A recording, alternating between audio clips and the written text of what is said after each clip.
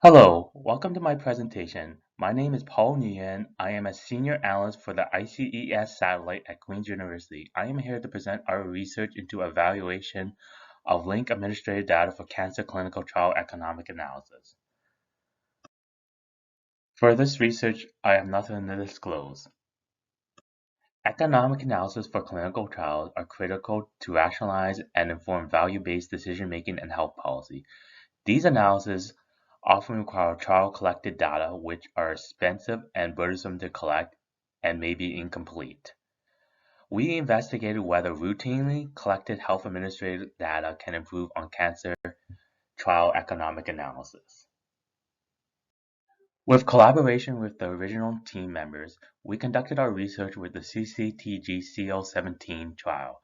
This trial was a randomized phase 3 trial that evaluated cetuximab versus best supportive care alone in patients previously treated with metastatic colorectal cancer in 2003 to 2005. Of the 572 participants of the parent trial, 162 were from Ontario. We were able to probabilistically link 91% of them with the ICER health administrative data.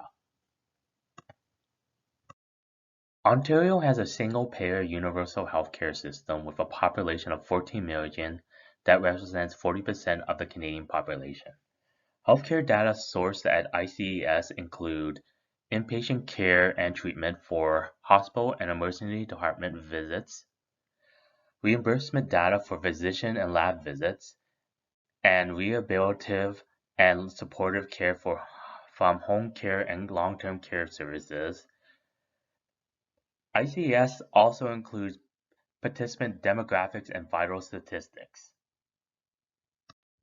The objectives of our research is to measure the completeness of the CO17 trial collected health utilization data and compare it with the ICES health administrative data. We will also perform an economics analysis of CO17 using ICES health administrative data. We hypothesize that routinely collected administrative data will provide more complete health utilization than trial collected data, and we expect that cetuximab will be found less cost-effective in the ICES health economic analysis compared to the original CO17 economic analysis. We will repeat the economic analysis using the ICES health administrative data up to the date of last follow-up for the CO17 trial and the date of last contact in the ICES data. We will generate the incremental cost-effectiveness ratio. Confidence intervals will be generated with bootstrapping. Health utilization costs will be based on an ICES case mix algorithm. Trial drug utilization costs will be based on the CO17 trial. Costs were adjusted for the 2007 Canadian dollar. This is to make our analysis comparable to the original economic analysis. Up to the trial data last contact, linked administrative data were able to identify 53 patients with one or more additional hospitalizations. However, 8 patients who reported hospital visits in the trial data were not identified with administrative data. And thus, administrative data were able to identify 15 net additional hospitalizations. Linked administrative data identified 39 patients with more emergency department visits up to the trial data last contact compared with the trial collected data. However, 23 patients who reported emergency department visits in the trial data were not identified by administrative data. Thus, administrative data were able to identify 33 net additional emergency department visits. Up to the trial data last contact, the majority of death dates reported in the trial data were identical with the administrative data. Linked administrative data had identified 29 additional deaths up to the administrative date of last contact. The hazard ratios for overall survival were similar using both dates of trial and administrative dates of last contact. In this slide, we show a summary of the healthcare costs up to the trial date of last contact.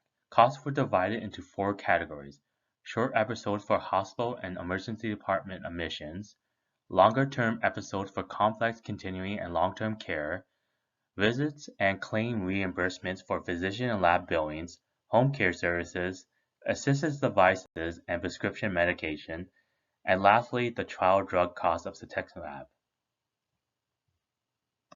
In this slide, we provide a summary of the healthcare costs up to the administrative date of last contact. Compared to the previous slide, the average cost for short episodes increased by 43% for the cetuximab group and 19% for the supportive care group. Average costs for visit and claim reimbursements increased by 25 to 30% for both groups. In both summaries, the primary cost driver was the cetuximab trial drug cost.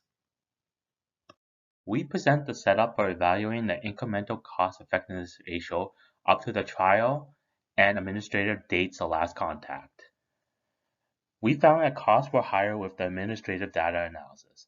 However, up to the trial date of last contact, administrative cost differences and mean life years were nearly identical to the original trial economic analysis.